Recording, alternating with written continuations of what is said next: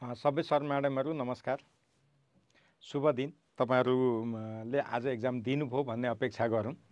सबभन्दा पहिला अब गफ नगरिकन आजको प्रश्नमा जाउँ।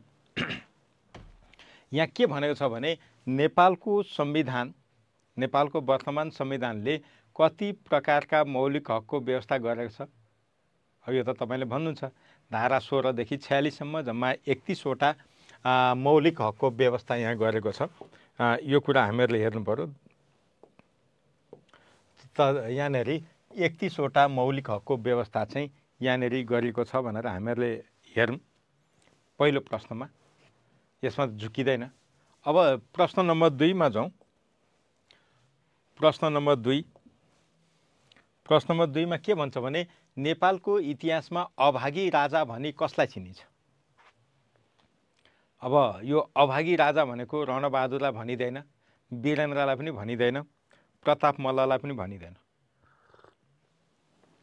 त्यसो भने अभागी राजा भनेको को त? जयप्रकाश मल्ल। पटक पटक पृथ्वीनारायण शाहले अट्याक गरेको छ नि त। त्यही भएर यहाँनेरि जयप्रकाश मल्ललाई हामी अभागी राजाको रूपमा चिन्दछौँ। शुभम, ठिक छ, तिमी आएछौ, खुसी लाग्यो। तिमीलाई देखेपछि मलाई पनि सन्तोष लाग्छ, किनभने एउटा विद्यार्थी ध्यान दिएर पढ्छ भन्ने लाग्छ क्या। विनय कुमार कुशवाजी, गुड।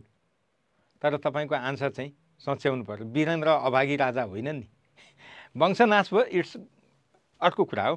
तर जयप्रकाश मल्ल त कस्तो भने पटक पटक आक्रमण भएको छ, उसलाई त जोगाउनै गाह्रो, हम्मे होइन, त्यो हिसाबले।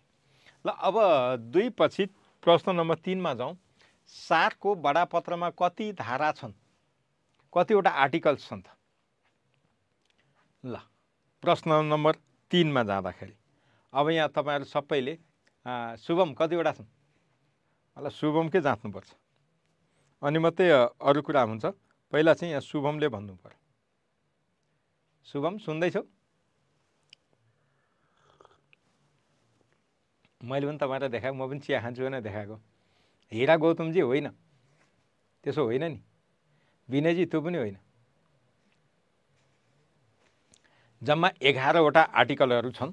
यहाँनिर हामीहरूले 11 वटा आर्टिकल छन् भन्नु पर्यो सार्क बडापत्रमा।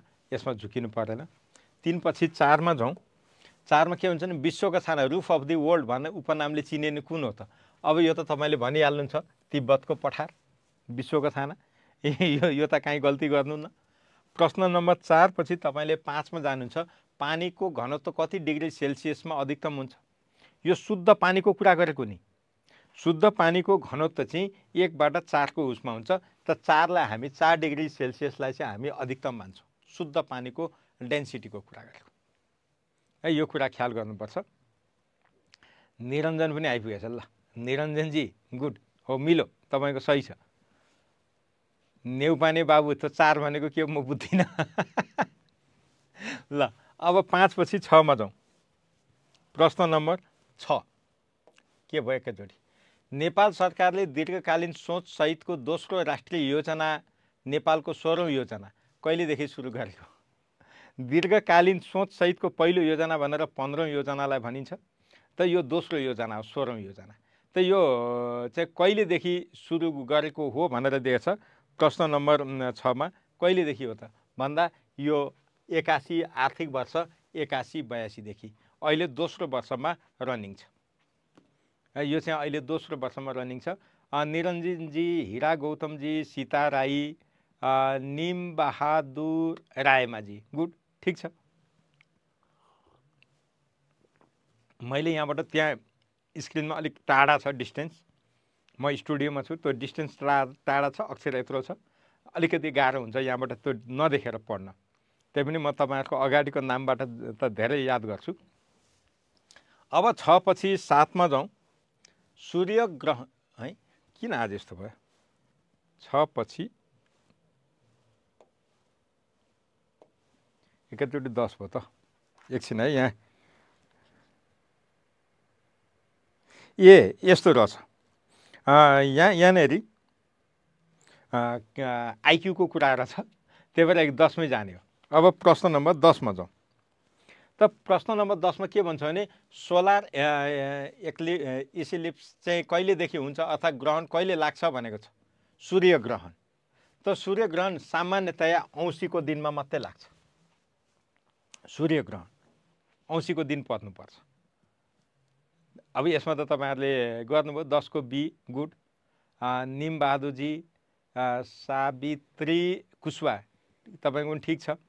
निरञ्जीजी तपाईँले सच्याउनुहोस्, तपाईँले चाहिँ सच्याउनुहोस्। विनयजी तपाईँको ठिक छ। शुभमले त मिलाइहाल्छ यो त। शुभम पनि बाठो छ नि, नजान्नेमा बोल्दै बोल्दैन, जान्नेमा त ठक्क ठक्क गर्छ। 10। अब 11मा जाउँ। प्रश्न नम्बर 11। संयुक्त राष्ट्र सङ्घको सुरक्षा परिषदमा कति अस्थायी सदस्य राष्ट्र छन्? स्थायी होइन, अस्थायी चाहिँ। अस्थायी सदस्य राष्ट्र कति त? 10। यो त तपाईँहरूले गर्नुहुन्छ। जम्मा 15 सदस्यमध्ये 5 वटा स्थायी, 10 वटा अस्थायी। यसमा केही कुरा आएन। 11 पछि 12मा जाउँ। प्रश्न नम्बर 12। असिना पानी कुन प्रकारको वर्षा हो? चक्रवातीय वर्षा, पर्वतीय वर्षा, भूमध्यरेखीय वर्षा, स्थानीय वर्षा। त यो प्रश्न नम्बर 12। त अब यहाँनिर असिना पानी भन्ने बित्तिकै पर्वतीय वर्षा भन्ने गरिन्छ। यसलाई चाहिँ पर्वतीय वर्षाभित्र राख्ने गरिन्छ। यो चाहिँ नझुक्किनु होला, यसमा झुक्किनु पर्ने कुरा छैन। त्यही भएर 12 को सी। रवि चन्द्र चापागाईजी तपाईँले मिलाउनु भएको छ। विनयजीले पनि मिलाउनु भएको छ, अरू बोल्नु भएन छ। ल ठिक छ। 12 पछि 13मा जाउँ। किन यो छ 13 छैन क्या फेरि? त यहाँनिर 13मा जाँदा 13 है त। 13मा आइक्यूको कुरा रहेछ। त्यही भएर अब 14मा जान्छ। प्रश्न नम्बर 14। प्रश्न नम्बर 14मा के भन्छ भने नेपालमा सर्वप्रथम योजना विकासको थालनी कुन योजनाबाट भएको हो भन्छ। त यो त पहिलो योजना नि 2013बाट योजनाबद्ध विकासको थालनी 2013बाट भएको। यसमा काहीँ पनि शङ्का भएन। अब त्यसपछि 15मा जाउँ। प्रश्न नम्बर 15। बिमस्टेक BIMESTEC मा आईले कुन देशलाई जनाउँछ? यहाँनिर हरेक देशको नामबाट बनेको यो। बीले छुट्टै, आईले छुट्टै, MSTEC यसरी भएको। त यो आईले कुनलाई बुझाउँछ भनेको? कुनलाई बुझाउँछ? फटाफट भनेर डिपी भुषाल पनि आउनु भएको छ अहिले चाहिँ। समिका पौडेल यिनी पनि आइछिन्। ल यिनले पनि चासो राख्छिन्। गुड। त यो ठिक छ समिका, तिमीले गरेको ठिक छ। यो इन्डिया हो। तिमीले यो कोर्स पढेकी छैनौ तर पनि मिलायो, मलाई खुसी लाग्छ। कम्तीमा विराट नर्की चेलीले यति भए पनि गर्दैछिन्। डिपीजी मेरो पनि नमस्कार। ल अब 15 पछि 16मा जाउँ है। शिक्षा मनोविज्ञानको मुख्य उद्देश्य के हो? विद्यार्थीको सिकाइ प्रक्रियालाई बुझ्नु एउटा उद्देश्य हो। शैक्षिक समस्याहरूको समाधान गर्नु पनि हो।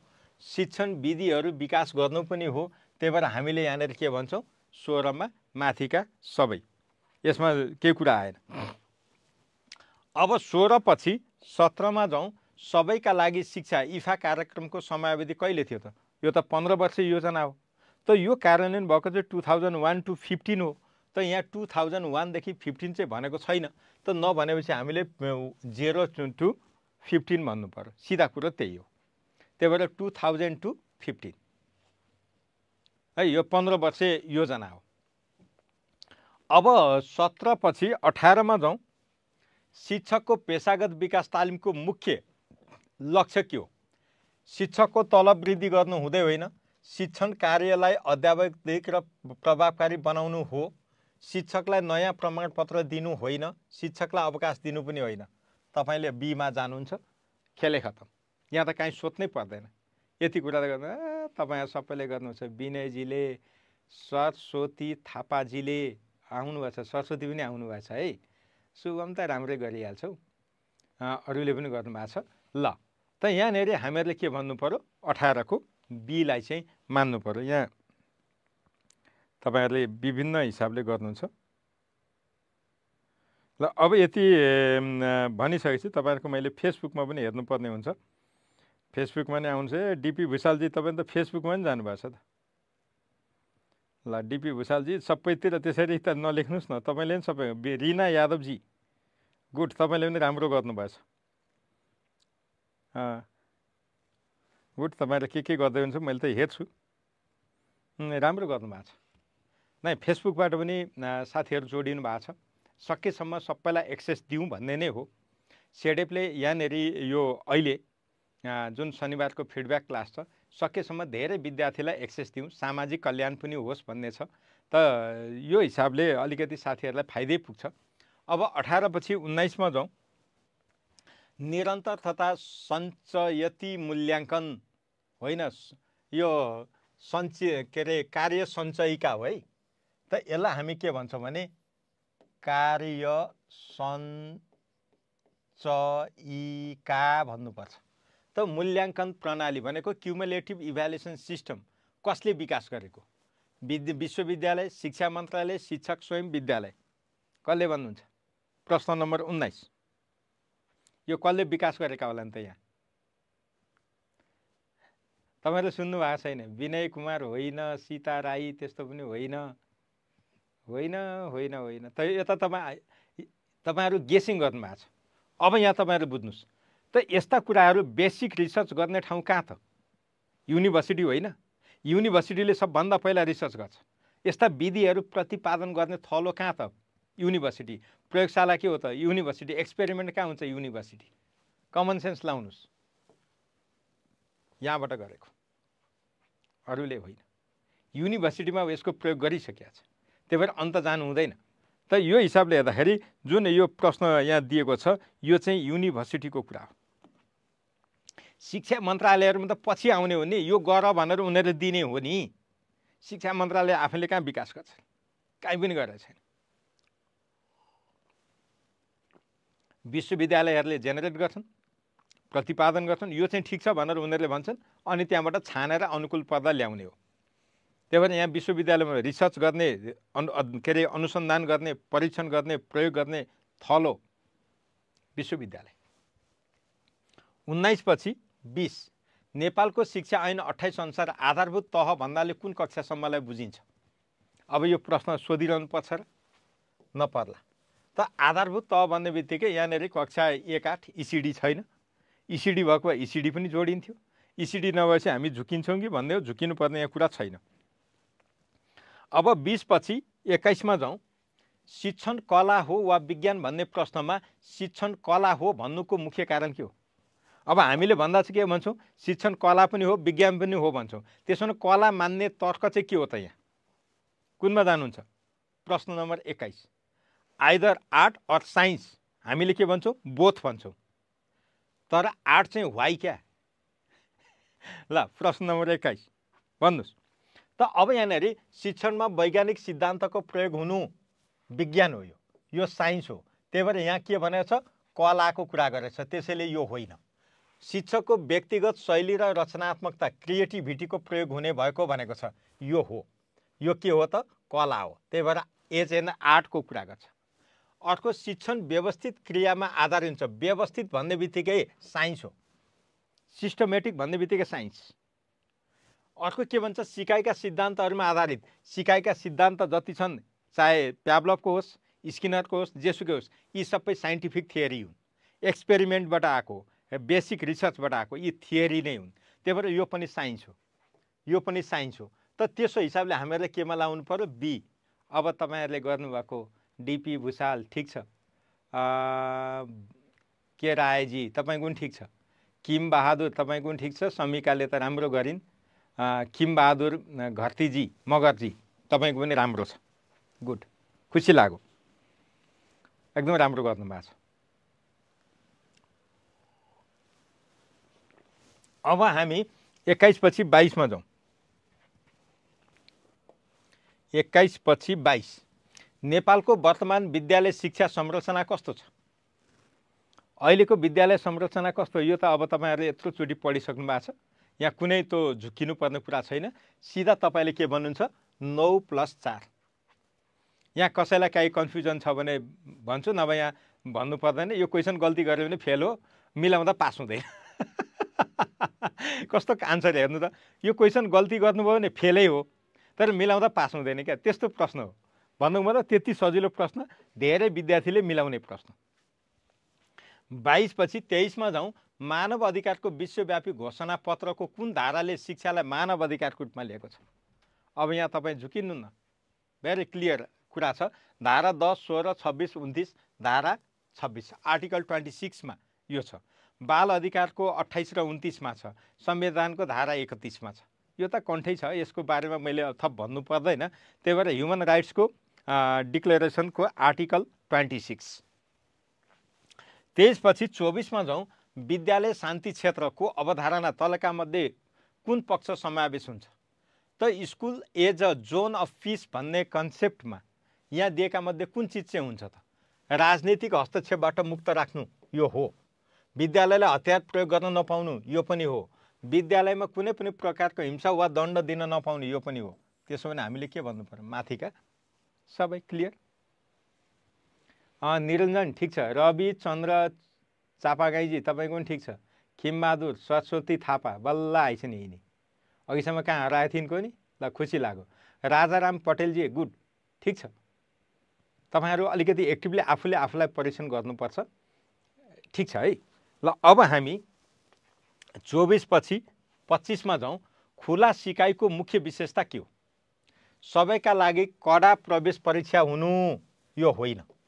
यो त औपचारिक शिक्षामा हुन्छ। जस्तै एमबीबीएस, इन्जिनियरिङ, मेजर सब्जेक्टमा त्यो देखेको त सबैमा हो। अब अर्को के हुन्छ? अनिवार्य भौतिक उपस्थिति, यो औपचारिकमा हुन्छ। स्थान समय र यसमा लचकता हुन्छ, यो हो। सिकाइ केवल औपचारिक प्रमाणपत्रमा किन? यो औपचारिक शिक्षामा। त्यसो भने तपाईँले केमा लाउनुहुन्छ? 25 को बी। राजाराम पटेल ठिक छ। दिनेश थापाजी गुड, राम्रो गर्नुभयो। निरञ्जनजी, खिमबहादुर घरती मगरजी राम्रो गर्नुभएको छ है। ल प्रश्न नम्बर 25 को हामीहरूले बी भनेर गयौँ। यसमा तपाईँलाई काहीँ समस्या छैन। अब हामी प्रश्न नम्बर 26 मा जान्छौँ। प्रश्न नम्बर 26, कार्यमूलक अनुसन्धान एक्सन रिसर्चको मुख्य उद्देश्य के हो? त अब यहाँनिर हामीहरूले हेर्दाखेरि जम्मा दुईटा रिसर्च हुन्छ। एउटा तपाईँले यहाँनिर कन्सेप्ट पहिला बुझ्नुपर्छ। एउटा हामीहरूले यो बेसिक भन्छौँ, अर्को चाहिँ हामीहरूले अप्लाइड भन्छौँ। त अब यहाँनिर जुन यसले के छुट्याउँछ, यो बेसिक रिसर्च भनेको थियरी प्रतिपादन गर्ने, थियरीको कुरा गर्छ। जस्तो classical conditioning theory, operant conditioning, trial and error, insightful learning, जति थियरी छन् ती सबै यसका उत्पादन बेसिक रिसर्च। त अब यहाँनिर यो एक्सन रिसर्च भन्ने बित्तिकै यतातिर पर्छ। यहाँनिर एक्सन रिसर्च यतापट्टि पर्छ। त्यो अप्लाइड टाइप हो। त्यही भएर यसलाई हामीहरूले प्रयोगात्मक भन्छौँ। त अब यसको उद्देश्य के हो त भन्दा नयाँ शैक्षिक सिद्धान्त निर्माण गर्ने भन्ने बित्तिकै यो रिसर्च हो। बेसिक यहाँ गयो, यो गरेन। पुस्तकालयमा तथ्याङ्क सङ्कलन गर्नु यो रिसर्चमा परेन। कक्षा कोठाको तत्कालको समस्या समाधान गर्नु यो हो। दीर्घकालीन शैक्षिक नीति बनाउनु त्यो पनि यतातिर जान्छ।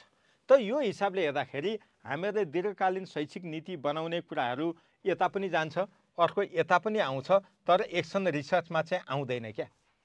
त यो स्थिति रहन्छ है। यस्तो स्थिति हुन्छ। त्यो कारणले गर्दा हामीले यहाँ के बुझ्नु पर्यो भने यो काम गर्दाखेरि यो कार्यमूलक अनुसन्धान भन्ने बित्तिकै कक्षा कोठाको तत्कालको समस्या समाधान गर्ने भनेर भन्नुपर्छ र यसलाई हामीहरूले 26 को बी मा मार्किङ गर्नुपर्छ है। त तपाईँहरूले यहाँ गर्नुभएको कुरा ठिक छ।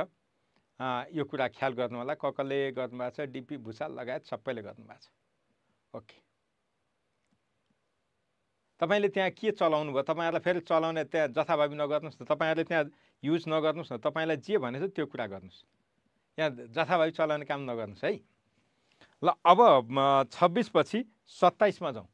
प्रश्न नम्बर 27, शिक्षामा समतामूलक पहुँच इक्विटेबल एक्सेसले कुन कुरामा जोड दिन्छ भन्छ? त सबै विद्यार्थीलाई एकै किसिमको शैक्षिक स्रोत दिन्छ भन्छ। यो भनेको मतलब वान साइज फिट्स अल भन्ने कन्सेप्ट। मैले लगाएको कोट तपाईँहरू सबैलाई मिल्छ भन्नु, त्यो समतामूलक पहुँच होइन।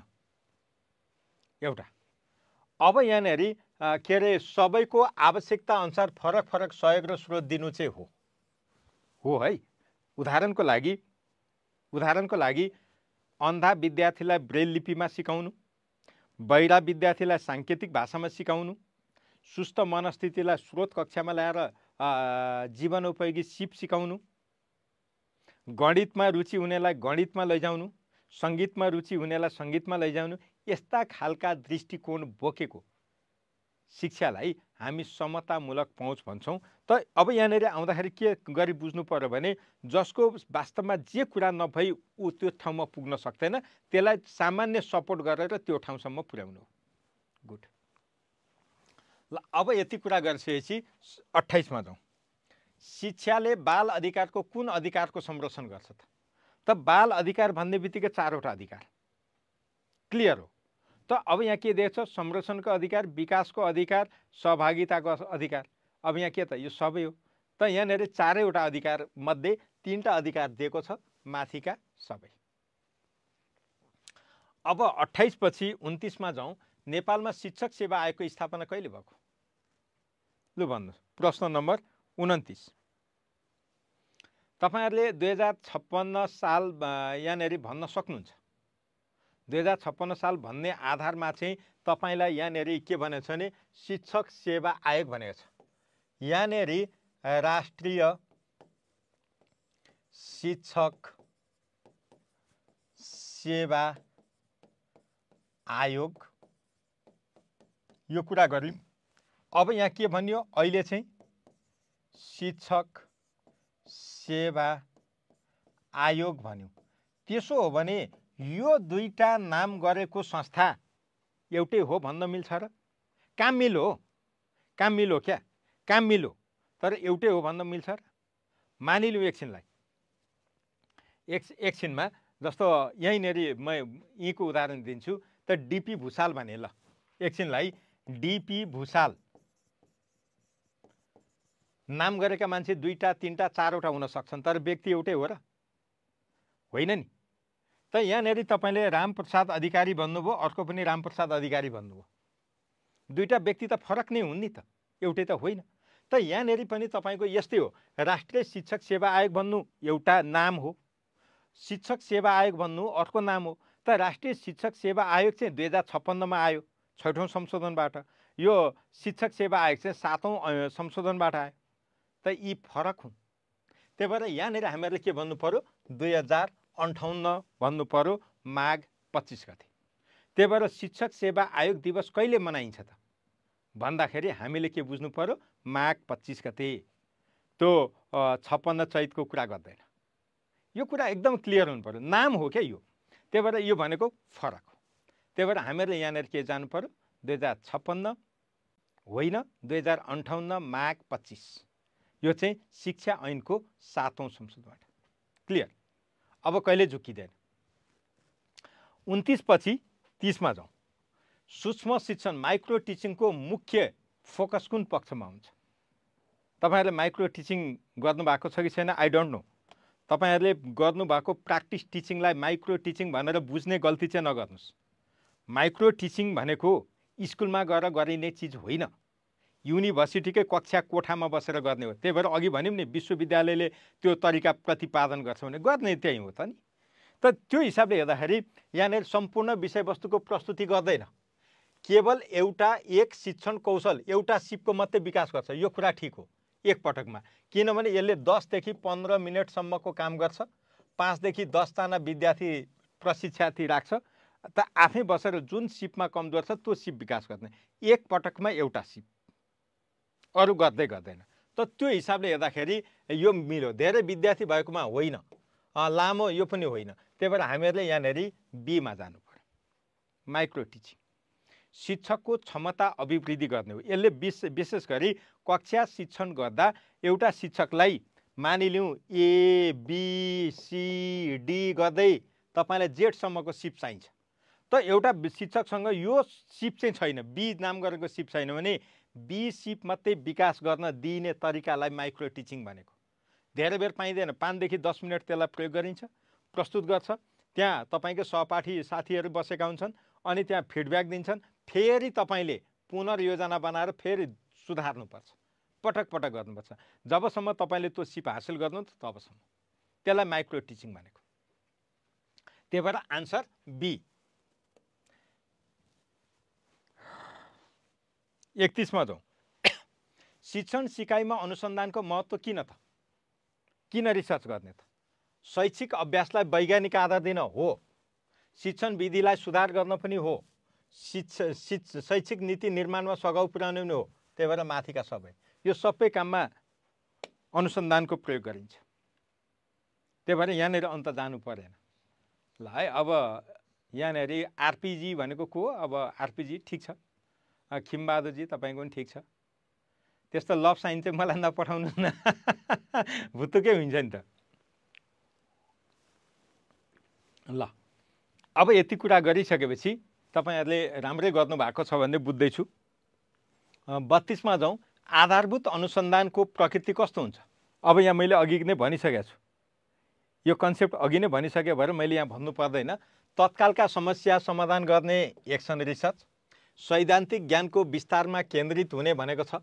व्यावहारिक र कार्यात्मक भनेको चाहिँ यो चाहिँ अप्लाइड रिसर्च है। यहाँनिर इआर भनेको यो चाहिँ एक्सन रिसर्च, यो चाहिँ अप्लाइड रिसर्च। अनि स्थानीय समस्यामा आधारित यो होइन। त्यही भएर हामीहरूले यहाँ केमा जानु पर्यो? सीमा। त यसको उदाहरण भनेको मैले अघि नै दिइसकेको छु।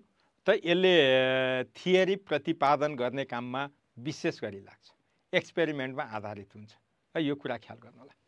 ल अब 32 पछि 33 मा जाउँ। प्रश्न नम्बर 33। नेपालको सन्दर्भमा शिक्षकको पेशागत विकास प्रारूपले कतिवटा सक्षमता तोकेको छ? अब यो बिसी बासी शनिकासु मैले भन्नु परेन। बिसी बासी शनिकासु। अब यो क्वेसन बिगारियो भने पनि फेलै हो, मिलाउँदा पास नहुने क्वेसन हो। यति कुरा त ख्याल गर्नु पर्यो। गजबको क्वेसन छ। तपाईँहरू सबैको आन्सर एकदम ठिक, गुड। अब हामी 33 पछि 34 मा जाउँ। शिक्षणमा सहयोगात्मक सिकाइ, कोअपरेटिभ लर्निङ मोडलको मुख्य उद्देश्य के हो? त सहयोगात्मक सिकाइको कुरा गरेको छ यहाँ। त यसको मुख्य कुरा चाहिँ के हो त भनेर यहाँ दिन्छ। यसको मुख्य कुरा के हो भने व्यक्तिगत प्रतिस्पर्धा बढाउनु होइन, सहयोगात्मक भनेको छ। तपाईँ र म प्रतिस्पर्धी भएँ भने सहयोग हुँदैन, शत्रुतापूर्ण हुन्छ। तपाईँले याद गर्नुहोस् त, अरू बेला तपाईँ कक्षामा बस्नुहोस्, साथीले सिकाइदिन्छ। तर जब शिक्षक सेवा आयोगको परीक्षाको हलमा बस्नुहुन्छ, तपाईँले सोध्नु भने उसले गलत आन्सर भनिदिन्छ क्या। यसको आन्सर के हो भने बी हो भने सी भनिदिन्छ। किन? तपाईँ फेल भए ऊ पास हुने हो नि त। त्यही भएर प्रतिस्पर्धाको कुरा हुँदैन, सहयोगात्मक हुँदैन। अब शिक्षकलाई को कुरा यहाँ छैन। त अब यहाँ के भन्छ? समूहमा काम गर्ने र सामाजिक सिप विकास गर्ने, यो हो, अरू कुरा होइन। यहाँ झुकिनु पर्ने कुरा रहेन है। ल अब राजारामजी ठिक छ, शुभराज थापाजी तपाईँको पनि ठिक छ, खिमबहादुरजी तपाईँको त अघिदेखि ठिक छ। ल अब 34 पछि 35 मा जाउँ। शिक्षामा समान अवसर, इक्वल अपर्च्युनिटीको अर्थ के हो? ल भन्नुहोस्। अब यहाँ फेसबुके साथीहरूलाई पनि हेर्नु पर्यो नि, हामीलाई हेरेन भन्नु होला। कमला नेपालजी तपाईँ पनि आउनु भएको छ, गुड। तपाईँले नै राम्रो गर्नुभएको छ। उज्जवल सिंह ठगुन्नाजी, ओहो तपाईँले पनि राम्रो गर्नुभएछ। ल तपाईँहरू गर्दै हुनुहुन्छ, मलाई खुसी लाग्यो। प्रयत्न गर्नुहोस्, राम्रो छ। ल अब यति कुरा गरिसकेपछि समान अवसर भनेको सबैलाई समान नतिजा दिने होइन। यसले समान नतिजा दिँदैन, रिजल्ट फरक पर्छ। सबैलाई बिना भेदभाव एउटै नियम लागू गर्नु समान अवसर भन्छ। अब फरक क्षमता भएकालाई विशेष स्रोत दिनु, विद्यालयमा विद्यार्थीको सङ्ख्या समान राख्नु। ल मैले तपाईँलाई ए र डी होइन भने कट गरेँ। अब बी र सीमा एउटा छान्नुहोस्, के लाउनुहुन्छ? प्रश्न नम्बर 35। त अब यहाँनिर तपाईँलाई के भनेको छ? समान अवसर दिने। त समान अवसर दिने भन्ने बित्तिकै फरक क्षमता भएकालाई विशेष स्रोत दिनु भनेको यो चाहिँ विशेष नै हो। त विशेष भनेको के हो? समावेशीको कुरा हो। यो भनेको सकारात्मक विभेद हो, सकारात्मक विभेद हो। त यसले केमा जोड दिन्छ? समताको कुरा गर्छ, इक्विटीको कुरा गर्छ। त यहाँ के भनेछ? समानताको कुरा गर्छ, इक्वालिटीको कुरा गर्छ। त इक्वालिटीले के गर्छ? सबैलाई बिना भेदभाव एउटै नियम लागू गर्ने कुरा त प्रष्ट छ। है यसमा कन्फ्युजन हुनु पर्दैन, यो कुरा ख्याल गर्नु। अर्यालजी ठिक छ तपाईँको, समा अर्यालजी। 35 पछि 36 मा जाउँ। शिक्षामा आइसिटीको प्रयोगको आवश्यकता किन छ? शिक्षण सिकाइलाई रोचक बनाउन पनि हो, यसले बनाउँछ। अर्को दूर शिक्षालाई प्रभावकारी बनाउने पनि हो, सूचनाको पहुँच बढाउने पनि हो। त्यसो भने अब यहाँनिर आउँदा हामीहरूले माथिका सबै भन्यौँ, यसमा त केही सोच्नु पर्दैन। प्रश्न नम्बर 36। अब प्रश्न नम्बर 36 पछि 37 मा जाउँ। राष्ट्रिय पाठ्यक्रम प्रारूप 76 अनुसार माध्यमिक त 9-12 को शैक्षिक सत्रमा न्यूनतम कति दिन पठन पाठन गर्नुपर्छ? ल अब यति कुरा गर्छ। 37 मा तपाईँले केमा जानुहुन्छ त? होइन, यहाँ त क्वेसन त यसरी पो आएछ त। यहाँ त क्वेसन त बिग्रेर आएछ त, विकल्प बिग्रियो। तपाईँहरूले यहाँनिर भन्ने दिन बिग्रियो। यहाँ पठन पाठनको कुरा गर्छ प्रश्न 37 मा। त यहाँनिर तपाईँको बीमा के दिएको थियो भने विकल्प यहाँनिर दिँदा गल्ती गरेछ। यहाँनिर यो थियो, यति लेखिएको थियो। अब तपाईँ कन्फ्युजन हुनु भएन होला। अब चाहिँ मार्किङ गर्नुहोस् त, तपाईँहरू कुनमा चिन्ह लाउँछ? समिकाले त लाइहाली। ठिक छ समिता, तिमीलाई धन्यवाद। सीता राई तपाईँलाई पनि ठिक छ। निमबहादुरजी, डिपी भुषालजी गुड। अब यो त्यत्रो लामो त म कहाँ पढ्छु। अनन्त चौधरीजी राम्रो। खिमबहादुरजी तपाईँको पनि ठिक छ। विनय कुमार कुशवाहा ठिक छ। मदनजी तपाईँको पनि ठिक छ। यस्तो हो त्यो 192 खोल्ने त नियमावली अनुसार यहाँ के भन्छ? राष्ट्रिय पाठ्यक्रम प्रारूपको कुरा गरेको छ नि त। 192 त शिक्षा नियमावलीले भनेको कुरा हो है, त्यो कुरा ख्याल गर्नुपर्छ। राजाराम पटेल ठिक छ। ल अहिले हाम्रोमा के हो? यो दिन भन्नुपर्छ है। त्यहाँनिर विकल्प सोच्याउनुहोस्। विद्यालय खोल्ने दिन भनेको यो चाहिँ शिक्षकले चाहिँ विद्यालय खोल्ने दिन चाहिँ हो। यो विद्यालय खोल्ने दिन चाहिँ 220 दिन। तर यो चाहिँ के हो त? यहाँनिर के भनेछ? न्यूनतम कति दिन पठन पाठन भनेछ। यो पठन पाठन हुने दिन चाहिँ यति, घटीमा बढी त योभन्दा गर्न पनि पाइयो, त्यो कुरा राखेको छ। राष्ट्रिय पाठ्यक्रम प्रारूप नेसनल करिकुलम फ्रेमवर्कको कुरा गरेको। ल 37 पछि 38 मा जाउँ। ज्ञान हस्तान्तरण शिक्षाको कुन कार्यसँग सम्बन्धित छ? व्यक्तिगत कार्य, आर्थिक कार्य, सांस्कृतिक कार्य, राजनीतिक कार्य? लु भन्नुहोस्। प्रश्न नम्बर 38 के भन्नुहुन्छ त? अब यहाँनिर कुरा के हुन्छ भने पिता पुर्खादेखि आएको ज्ञान सन्तान दर सन्तान हस्तान्तरण गर्नु हो नि त। पिता पुर्खाले ल्याएको ज्ञान जस्तो मानिलिउँ पानी घट्टको ज्ञान, ठेकी बनाउने ज्ञान, मोही पार्ने ज्ञान, यी त सबै पिता पुर्खाले ल्याएको हो नि त। एउटा पुस्ताबाट अर्को पुस्तामा ज्ञान लैजाने भने के त? सांस्कृतिक कार्य, व्यक्तिगत कार्य होइन, सांस्कृतिक कार्य। त्यही भएर हामीहरूले यहाँनिर के भन्नुपर्छ? यो त यहाँनिर के हुन्छ भने परम्परागत ज्ञान र संस्कृतिको हस्तान्तरण हो नि त। परम्परागत ज्ञान र संस्कृतिको हस्तान्तरण हो। त यहाँ दिएको आर्थिक कार्यले के गर्छ त? रोजगारी गर्ने, आय आर्जन गर्ने। राजनीतिक कार्यले के गर्छ? नेतृत्व विकास गर्ने। व्यक्तिगत कार्यले के गर्छ? व्यक्तित्व विकास गर्ने। त यतातिर जोड दिन्छ, चरित्र विकास गर्ने। त यहाँनिर दिएको विकल्पमा हामीले के गर्नु पर्यो? सांस्कृतिक कार्य। त यसले परम्परागत जुन हाम्रा पिता पुर्खाले आर्जन गरेको ज्ञान, सिप, संस्कृति एउटा पुस्ताबाट अर्को पुस्तामा हस्तान्तरण गर्ने। उदाहरणको लागि तपाईँले सेल रोटी पकाउने कहाँबाट सिक्नुभयो? आमाबाट, हजुरआमाबाट। टपरी गाँस्न कहाँबाट सिक्नुभयो? त्यसै गरी सिक्नुभयो। ढिकी, कुटो, कोदाल इत्यादि। ल 38 पछि 39 मा जाउँ। मूल्याङ्कनको मुख्य उद्देश्य के हो? विद्यार्थीलाई फेल गर्नु त होइन, विद्यार्थीको कमजोरी मात्र पत्ता लगाउनु भनेको छ, त्यो पनि होइन। सिकाइ उपलब्धिको मापन गरी शैक्षिक सुधार गर्नु, यो हो। शिक्षक यो तलब बढाउने पनि होइन। त्यही भएर सी। यो त तपाईँ सबैले कति सजिलो घिउ क्वेसन भन्नुभएछ। ल गुड। 39 पछि 40 मा जाउँ। शिक्षक सेवा आयोग नियमावली, ओए 57 त होइन त, 57 हो। शिक्षक सेवा आयोग नियमावली 57 नै हो है। शिक्षा नियमावली चाहिँ 2059 अनुसार शिक्षकको पदपूर्ति कति विधिबाट हुने भनेर भनेको छ। कति तरिकाबाट हुन्छ? लु भन्नुहोस्। प्रश्न नम्बर 40 मा जाँदाखेरि अब हामीहरूले यहाँनिर हेर्दाखेरि 3वटा तरिका के?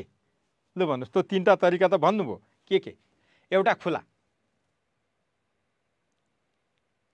एउटा खुला, अर्को गुड आन्तरिक प्रतिस्पर्धा, अर्को बढुवा। गुड, तीनटा तरिकाबाट हुन्छ। त्यही भएर यो तीनवटा तपाईँहरूले भन्नुभयो गुड। 40 पछि 41 कम्प्युटरको मस्तिष्क ब्रेन भनेर कुनलाई चिनिन्छ? यो त तपाईँले कक्षा 4 मा सोध्नु भने पाट्टै भनिदिन्छ। कक्षा 4 लाई सोध्यो भने भनिदिइहाल्छ, यसको बारेमा भनिरहनु पर्दैन। मस्तिष्क ब्रेन। 42 मा जाउँ, इमेल पठाउन वा प्राप्त गर्न प्रयोग गरिने प्रोटोकल कुन हो? ल, प्रश्न नम्बर 42। त तपाईँले यहाँनिर हेर्दाखेरि HTTP भन्नुभयो भने त्यो भाषा हो, त्यही भएर त्यो कुरा हुँदैन। त यहाँनिर प्रश्न नम्बर 42 मा तपाईँले केमा जानुहुन्छ त भन्दा, खिमबहादुरजी त्यसो त होइन नि, कवि चन्द्र, ठिक छ तपाईँको। त यहाँनिर हामीहरूले यहाँ प्रयोग गर्ने प्रोटोकल भनेको यो हो, इमेलको। तपाईँले त्यहीँ गुगल सर्च गर्नु भने देखिहाल्नुहुन्छ, यसको बारेमा छलफलै चाहिँदैन। 43 माइक्रोसफ्ट वर्डमा कुनै पाठ टेक्स्टलाई अन्डु गर्न प्रयोग गरिने सर्टकट की कुन हो? त अन्डु गर्न Ctrl+S भनेको सेभिङ, यो Y को अर्कै हो, Z को अर्कै हो, यसको कपीको कुरा भयो। तपाईँ कहाँ जानुहुन्छ? 43 को सी। अन्डु भनेको पहिला गरेको क्रियाकलाप तपाईँले मेट्नुहुन्छ, अनि फेरि पहिलेकै कुरा ठिक छ भन्दा लाग्यो भने फेरि पहिलेको उसमा जानलाई त्यो यस्तो के अरे यस्तो घुमेको चिन्हमा यहाँ गर्नुहुन्थ्यो नि, यस्तो घुमेको गर्नुहुन्थ्यो नि होइन? त यस्तो घुमेको चिन्हमा जानु भनेको सर्टकट की कुन हो त भनेको? Ctrl+Z बाट पनि जान सक्छ भनेको। अब 43 पछि 44 शैक्षिक क्षेत्रमा क्लाउड कम्प्युटिङको प्रयोगले के सुविधा प्रदान गर्छ त? प्रश्न नम्बर 44 यसले के सुविधा दिन्छ त भन्दा, यसले के गर्छ भने महँगो हार्डवेयर किन्ने कुरा गर्दैन, यो सफ्टवेयर हो। त्यही भएर यहाँ सफ्टवेयर र डाटा इन्टरनेट मार्फत पहुँच पुर्याउँछ, यो हार्डवेयर होइन है। त्यही भएर यो सफ्टवेयरको कुरा गर्नुपर्छ। 44 पछि 45 मा जाउँ, तलका मध्ये कुन शैक्षिक उद्देश्यले शैक्षिक सफ्टवेयरको प्रयोग गरिन्छ? ल भन्नुहोस् त, यहाँ कुन शैक्षिक उद्देश्यले शैक्षिक सफ्टवेयरको प्रयोग गरिन्छ त? 45 लु भन्नुहोस्। निमबहादुर, खिमबहादुर, सीताजी तपाईँको ठिक छ, शुभमजी गुड।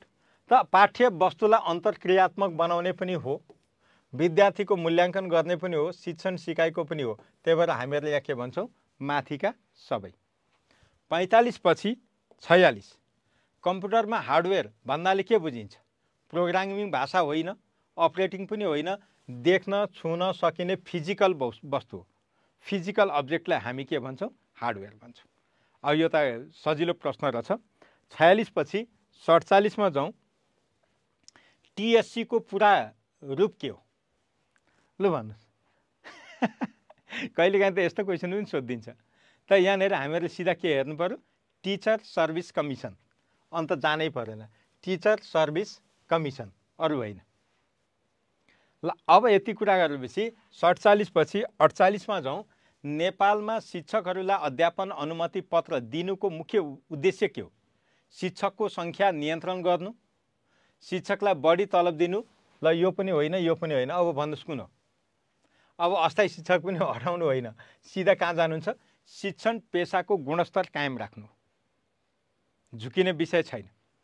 48 अब 49 मा जाउँ, विश्वको सबभन्दा अग्लो स्थानमा रहेको ताल कुन हो भन्दा मनाङको कहाँ छ? तिलिचो ताल। मनाङको तिलिचो के अरे तिलोचो ताललाई हामी जानुपर्छ है, यो कुरा चाहिँ ख्याल गर्नु होला। मनाङको तिलिचो ताल चाहिँ सबैभन्दा अग्लो उसमा रहेको भनेर बुझ्नुपर्छ, यो कुरा ख्याल गर्नु होला है। मनाङको चाहिँ तिलिचो तालको कुरा गऱ्यौँ। अब 49 पछि 50 को कुरा गरौँ। दिगो विकास लक्ष्य एसडिजीले कुन वर्षसम्ममा सबैका लागि समावेशी र समतामूलक गुणस्तरीय शिक्षा सुनिश्चित गर्ने गरेको छ? त दिगो विकासका तीनटा लक्ष्य छ, तीनटा समय छ। एउटा 2022 सम्मको, अर्को 2025 सम्मको, अर्को 2030 सम्मको। यो गइसक्यो, अहिले यहाँ छौँ हामी पुग्न खोजेको यहाँ हो। त त्यसो भने यहाँ कुनमा भन्नु पर्यो? यसमा भन्नु पर्यो। दिगो विकासले तीनटा लेयरमा आफ्नो टार्गेट सेट गरेको थियो। 22 को सिद्धिसक्यो, 25 रनिङ छ, अब 30। ल यहाँसम्म आउँदा हामीहरूले यी कामहरू गऱ्यौँ। पक्कै पनि तपाईँहरूको यो सुधार भयो होला। अब तपाईँहरूको आइक्यूको प्रश्न हुन्छ, राम्रो गर्नु होला। समिकाजी तपाईँले राम्रो गर्नुभएको छ, गुड। तपाईँ अब लाइसेन्सको विद्यार्थी, यति धेरै मिलाउनु भएको छ, खुसी लाग्छ। तपाईँको राम्रै पनि छ, मेहनत बढाउनु होला, पास हुन्छ। डिपिजी ल राम्रै गर्नुभएको छ तपाईँले पनि। एक दुईवटामा तपाईँले अलिअलि हतार गर्ने भएर बिग्रिनु भएको छ है, मैले त्यति नै भन्छु। अब एउटै कुरा के हो भने अब भोलिदेखि तपाईँहरूको फेरि नियमित क्लासहरू हुन्छ। तपाईँहरूको शिक्षक सेवामा अहिले के गरिएको छ भने जो साथीहरू फिजिकल पढिराख्नु भएको छ, तपाईँहरू फिजिकल पढ्नेलाई अनलाइन निःशुल्क सुविधा दिएको छ सेडेपले। हाम्रो चाहना के हो भने विद्यार्थीलाई सकेसम्म धेरै पास गराउने, त्यसमा त हरेक टेक्निक त लगाउनै पर्यो। त फिजिकल क्लासमा बुझिएन अनलाइनमा पढ्नुहुन्छ, अनलाइनमा बुझिएन फिजिकलमा बुझ्नुहुन्छ, दोहोरो सुविधा छ। त्यो कुरा ख्याल गर्नुहोस् र समयमै तपाईँहरूले आफ्नो तयारीलाई ध्यानपूर्वक बढाउनुहोस्। त्यसले तपाईँहरूलाई निकै नै प्रोत्साहन गर्छ भन्ने मलाई लाग्छ। ल मैले यति भने, तपाईँहरूको अरू खास प्रतिक्रिया देखिनँ मैले त्यहाँनिर च्याट बक्समा। त्यही भएर हस्, तपाईँहरू सबैलाई नमस्कार, शुभ दिन। अब फेरि भोलि भेटौँला है त।